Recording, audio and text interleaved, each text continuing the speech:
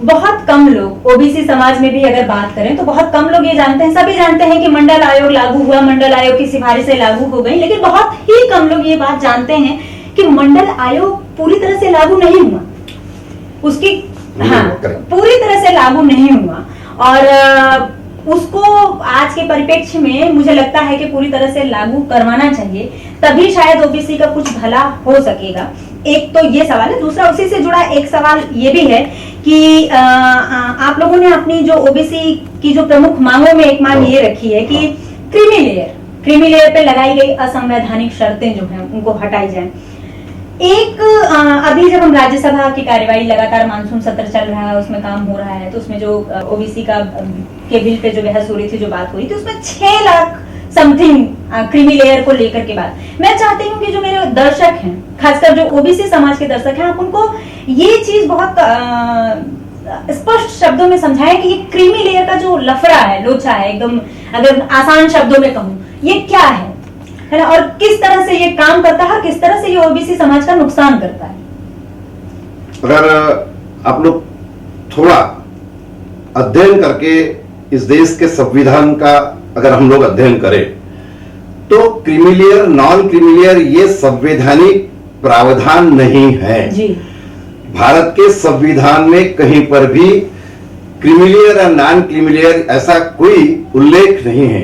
ये पूरी यानी वीपी सिंह जी ने जो कुछ थोड़ा बहुत यानी जिसको हम कहेंगे मंडल आयोग का 1-2 पॉइंट लागू करने के संदर्भ का निर्णय ले लिया, तो उस समय बिल तो पास हो गया जी।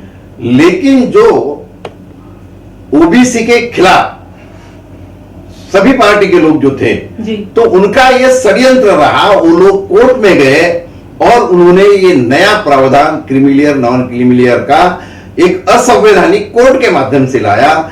मैं ये कहता हूं, आप इस बात को एकदम साफ कह रहे हैं कि क्रीमी लेयर और नॉन क्रीमी लेयर का जो लफड़ा है वो कोर्ट का है, वो संवैधानिक प्रावधान नहीं, बिल्कुल नहीं, उसका वैधानिक कोई संबंध नहीं है। और मैं इसलिए उसके आगे चल के ये बात कहता हूं कि भी आप 1 लाख, 1.5 लाख, 4 लाख, 6 लाख, जब ये प्रोविजन ही मतलब संवैधानिक नहीं है तो उसको खत्म कर देना चाहिए। राष्ट्रीय ओबीसी महासंघ हमारा ये मानता है कि भी अगर हमारा देश में, बार बार ये बात इसलिए कहता हूं कि ये संविधान से जुड़ी हुई लड़ाई है, और वहां अगर ये नहीं है चीज, तो इस देश के चाहे वो राष्ट्रपति होंगे, इस देश के पंत प्रधान होंगे, इस देश के मंत्री होंगे, क्लास 1 ऑफिसर होंगे, तो ये सारे लोग तो क्रीमी लेयर में आ ही जाते हैं। जैसे आप देखा, मैं अगर विधायक रहा हूं, सांसद रहा हूं, मंत्री रहा हूं, तो मैं तो ये क्रीमी लेयर की इसको आवश्यकता नहीं, मैं संविधान के माध्यम से ही मैं ऊपर चला गया।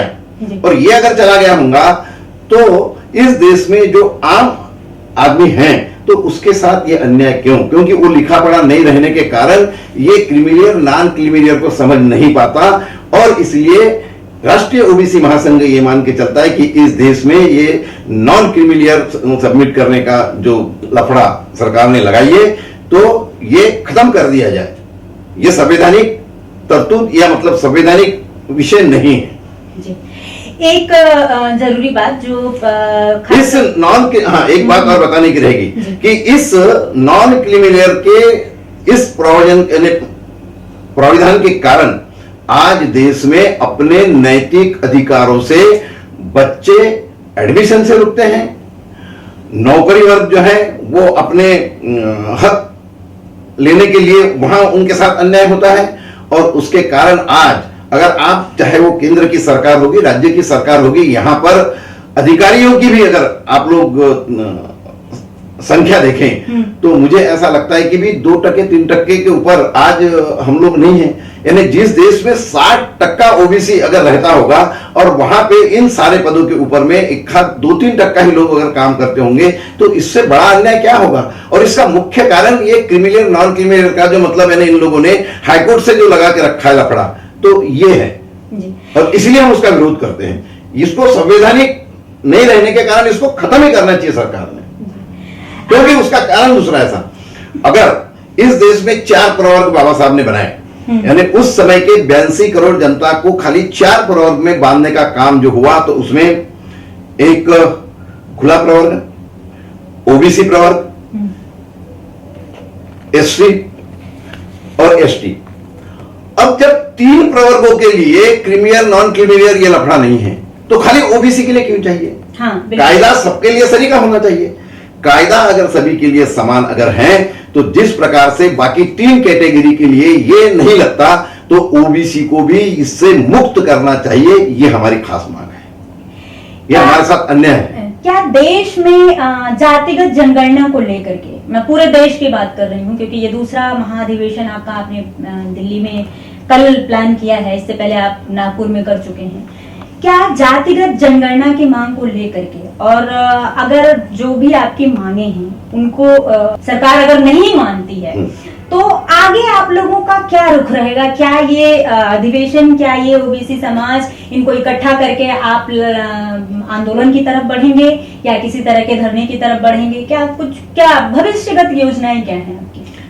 कैसे प्रजातंत्र में जनशक्ति और अपने संवैधानिक अधिकारों की लड़ाई ये शांततामय मार्ग से मगर शक्ति निर्माण करके तैयार होती है।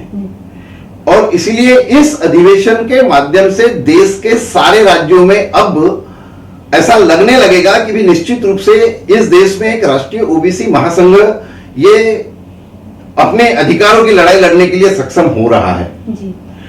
और हम जब महाराष्ट्र से चलकर अभी दिल्ली आए हैं, दिल्ली में सारे राज्यों को बांधने का प्रयास ही चलेगा। इसके बाद में इस ओबीसी के सारे मतलब विषयों को लेकर एक जन जागरण हम सारे देश में करने का हमारे मन में मानस है। और जिस दिन हम सारे देश में ये जागृति कर पाएंगे उस दिन फिर से पूरे देश की, जैसे हमने महाराष्ट्र में किया ऐसा ही एक बड़ा कार्यक्रम इस देश में दिल्ली में, चाहे फिर वो जंतर मंतर पे हो या मतलब जैसे भी होगा सिचुएशन, आज उसका प्रोग्राम बना नहीं है, लेकिन वो करके हम जो भी सरकार रहेगी उन सरकार को ये बताएंगे कि भी अब इस देश का ओबीसी जागृत हो चुका है, अब इनके अधिकारों से आप खिलवाड़ नहीं कर सकते। क्योंकि जहां अंग्रेज भी यहां पर जब जनमानस यानी भारत का इकट्ठा हो गया तो वो लड़ाई यानी उनको भारत छोड़ के जाना पड़ा। तो ओबीसी भी अगर इस देश का जागृत हो जाएगा और इकट्ठा हो जाएगा, उसकी शक्ति तैयार हो जाएगी तो ओबीसी के अधिकार ये निश्चित रूप से संवैधानिक तौर में जो है वो पूरे प्राप्त हम लोग कर सकेंगे, ये आत्मविश्वास मुझे। एक जो जरूरी सवाल, मेडिकल प्रवेश परीक्षाओं को लेकर के अभी बीच में बहुत बवाल हुआ और उस पे शायद अभी तक कोई कदम उठाया भी नहीं गया। जो ओबीसी रिजर्वेशन का 27% ओबीसी छात्रों को मिलना चाहिए वो दिया नहीं गया, और दिया गया तो बहुत कम मात्रा में दिया गया, उसका पूरा परसेंटेज नहीं दिया गया। उसको लेकर के आपका क्या रुख है और क्या आपने सरकार से इस तरह के उठाए गए कदम पे कोई बात की? ये अभी जो मेडिकल के एडमिशन के संदर्भ का विषय है, ये बहुत ज्वलंत प्रश्न है और इस रुख ने भारत सरकार की मंशा को थोड़ा खुला कर दिया, ऐसा कहने में मुझे कोई संकोच नहीं होता।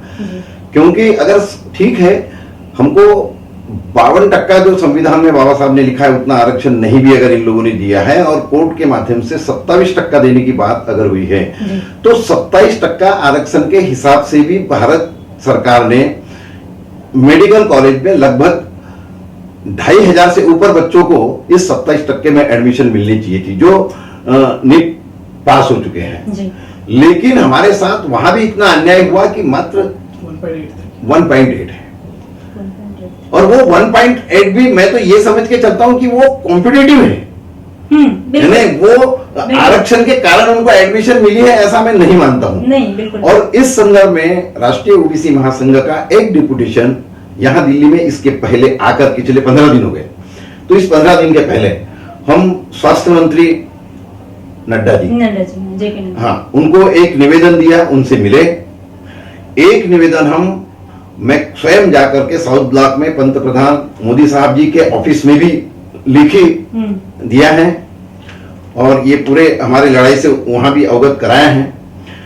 तो हमको जो जवाब मिला तो नड्डा जी ने ये कहा कि भी उन्होंने जब अपने सेक्रेटरी वगैरह की मीटिंग बुलाई होगी तो बाद में मुझे तो ये पता ही नहीं है, यानी वो इन सारे बातों से अनभिज्ञ है। अच्छा, वो मतलब उनको जानकारी ही नहीं दी है। हाँ, उनके मंत्री को ही जानकारी नहीं है कि इतना बड़ा काम हुआ। तो ये अब उन्होंने कहा है कि भी ओबीसी के साथ ये अन्याय नहीं होगा, मैं इसके लिए पूरा सहयोग करूंगा। और अभी देखते हैं कि एडमिशन में अगर वो सहयोग नहीं हुआ तो उसके लिए भी हमको सारे कॉलेजेस और ये सब शिक्षण संस्थाएं इनको लेकर फिर हमको जन आंदोलन में कूदना पड़ेगा। इसी से जुड़ा एक सवाल और, क्योंकि आपने अभी कहा कि तमाम संस्थानों एजुकेशन को लेकर के आप इतने सीरियस हैं और काम करेंगे, आप लंबे समय से देख रहे होंगे कि एक अजीब सा दौर चल रहा है। हर संस्थान का, हर विश्वविद्यालय का, हर केंद्रीय विश्वविद्यालय का छात्र पढ़ाई छोड़ करके आंदोलन की तरफ जुट रहा है। और वो जायज भी है कि जेएनयू का वीसी टैंक रखवाने के लिए मानता है और ओबीसी छात्रों के साथ और बहुजन छात्रों के साथ इतना बड़ा अन्याय करता है। सीट कट की बात जहां हुई, इस बार अगर आप आंकड़े उठा करके देखेंगे तो लगभग जेएनयू की बात ही अगर कर ले तो लगभग 13 ओबीसी छात्र हैं, 2 या 3 एससी छात्र हैं और इसी संख्या में एसटी छात्र हैं। मुस्लिम छात्रों का आंकड़ा नहीं है मेरे पास अभी। तो आपको क्या लगता है कि ये जिस तरह से सीट कट किया गया और जिस तरह से कैंपस में भी रजिस्ट्रेशन तमाम ओबीसी छात्रों को नहीं लेने दिया गया जो भी आंदोलन में शामिल थे, और क्या इस तरह का नियम, क्या इस तरह की बंदिशें छात्रों पर लगाना और इस तरह से उन्हें उच्च संस्थानों में प्रवेश करने से रोकना जायज है या नाजायज? ये नाजायज है, यानी पूर्णतः नाजायज है। उसकी वजह ऐसी कि आज वही एक ऐसी यूनिवर्सिटी है जहां पर एक सामान्य परिवार के बच्चे उतने कम पैसे में पढ़ सकते हैं और दूसरी जगह पे वो पढ़ नहीं सकते, वहां की फीस नहीं भर सकते। और उसमें अगर इस प्रकार से कट अगर लगा दिया जाएगा तो वो नियोजनबद्ध तरीके से ये पिछड़ों के साथ में एक नियोजनबद्ध अन्याय करने का प्लानिंग है, ऐसा मैं मान के चलता हूं। इसमें आपने जो 9वीं मांग रखी है, ओबीसी किसानों को वन हक पट्टों के लिए लगाई गई 3 पीढ़ियों की शर्तों को अतिशीघ्र रद्द किया जाए। पहली बात तो ये कि ओबीसी किसानों पर ही क्या ये वन हक पट्टो लगता है और ये वन हक पट्टो है क्या, ये अगर आप मेरे दर्शकों को बता सकें तो। वन हक पट्टे की बात ऐसी है कि भी जिस प्रकार से ओबीसी, एससी और एसटी ये मूल निवासी है भारत का जी, और मूल निवासी ये वहां पर मेन उनके पास और कोई व्यवसाय या व्यापार नहीं रहने के कारण और वो शिक्षित ज्यादा नहीं रहने के कारण उन्होंने खेती करने का ही, आज भी देश में जितना ओबीसी है उसका 90% वर्ग जो है वो खेती करता है, मजदूरी करता है खेत में। और इसके कारण जिन लोगों ने जंगल के सानिध्य में रहकर वो कई सालों से खेती करते आ रहे हैं, तो उनके पट्टे ये शेड्यूल कास्ट या शेड्यूल ट्राइब इनको दिए जाते हैं। लेकिन अगर ओबीसी उस प्रकार से ही मतलब वो खेती करता है तो उसके लिए 3 पीढ़ियों की मांग सरकार ने रखी है, उसका जीआर है, तो वो रद्द होना चाहिए क्योंकि 3 पीढ़ियों का रिकॉर्ड ही नहीं मिलेगा। यहां तो 30-40 साल के बाद में रिकॉर्ड अवेलेबल नहीं होता, तो 3 पीढ़ियों के लिए मतलब रिकॉर्ड, सरकार का ही रिकॉर्ड उपलब्ध अगर नहीं होगा तो खाली हम उनको ये खेती के पट्टे देने की बात कर ले तो वो खाली बात रहेगी और खाली मूर्ख बनाने के सिवा कुछ नहीं रहेगा। और इसलिए वो शिथिल करना चाहिए, ये एक विषय है। उसके साथ साथ में राष्ट्रीय ओबीसी महासंघ ने पिछले समय में अभी अड़चन में रहने वाले किसान के कर्ज मुक्ति की भी बात की है और उसके साथ साथ में उनको उत्पादन खर्च के ऊपर में आधारित भाव देना चाहिए, ये राष्ट्रीय ओबीसी महासंघ की मांग है। क्योंकि ओबीसी में 90% किसान लोग हैं और हम भीख नहीं मांगते हैं। इस देश में उत्पादन करने वाला हर व्यापारी या कारखानदार अपने चीज के दाम वो खुद अपना एक्सपेंडिचर लगा करके तय करता है। मात्र किसान ऐसा है कि भी वह सरकार जो तय करेगा उस दाम में उसको बेचना पड़ता है। तो प्रतिवर्ष अगर नुकसान में किसान ने अपना अनाज बेचा होगा तो उसके अड़चन के समय में सरकार ने मदद करना चाहिए, ये दायित्व शासन का होता है। और इसीलिए उसका कर्जा माफ का भी जो विषय है तो वो भीख नहीं है, वो उसका राइट है। और महाराष्ट्र में हमने ये भी बात रखी है और ये अब सेंट्रल में भी हम रखेंगे कि सारी जिंदगी जो किसान और मजदूर ये काम करता है तो उसके उम्र के 50 साल के बाद में वो इतना थक चुका होता है कि बाद में वो काम करने के लायक भी नहीं रहता। इसीलिए चाहे वो राज्यों की सरकार होगी या भारत सरकार होगी तो इसका एक जिनका बनाना चाहिए और 50 साल के बाद में उस किसान को और किसान के घर में काम करने वाले उस खेतीहर मजदूर को भी पेंशन योजना लागू करना चाहिए। ये बहुत बड़ी मांग हमारे राष्ट्रीय ओबीसी महासंघ की है, रहेगी और इसके लिए भी हमारा संघर्ष जारी रहेगा। डॉक्टर खुशहाल चंद्र बोपचे जी, अपने राजनीतिक कैरियर की शुरुआत इन्होंने यूं तो बहुत लंबे समय पहले ही की थी, लेकिन 1985 में ये पहली बार विधायक बने और उसके बाद ये लगातार काम करते रहे। इन्होंने किसानों के लिए काम किया, इन्होंने समाज के लिए काम किया और अब ये ओबीसी समाज के लिए भी एक बड़ा आंदोलन, एक मजबूत आंदोलन खड़ा करने की दिशा में है। और इसकी एक जो पहली सफलता की सीढ़ी अगर मानी जाए तो ओबीसी मंत्रालय को महाराष्ट्र में बनवाने में सफल रहे हैं और अब केंद्र की सरकार से ये मांग कर रहे हैं कि केंद्र के स्तर पर एक ओबीसी मंत्रालय बनाया जाए। और हमारी ये शुभकामनाएं हैं कि खुशहाल जी आप अपनी इस मुहिम में सफल हों। और मैं बिल्कुल इस बात से आपकी सहमत हूं कि हमारा ओबीसी जो समाज है वो सोया हुआ समाज है, अभी जागृत होने में उनके समय है। हाँ ठीक है, बहुत सारे लोग जगे भी हैं, लेकिन पूरी तरह से जागृत होने में समय है। जिन मांगों को लेकर के ये महाधिवेशन चला रहे हैं और इस तरह का एक आंदोलन चला रहे हैं, वो आने वाले समय में सरकार कितना मानेगी कितना नहीं मानेगी यह तो समय ही बताएगा। लेकिन हाँ, मुझे ये लगता है कि ये इस तरह के कदम का हम लोगों को स्वागत करना चाहिए। हमारी तरफ से आपको बहुत बहुत शुभकामनाएं कि आप अपने मकसद में सफल हों और ये ओबीसी महाअधिवेशन अपनी तमाम मांगों को सरकार से मंगवाने में सफल हो। हमारे साथ बात करने के लिए आपका बहुत बहुत शुक्रिया। कैमरामैन प्रद्युम्न के साथ मैं श्वेता यादव, टेढ़ी हूं।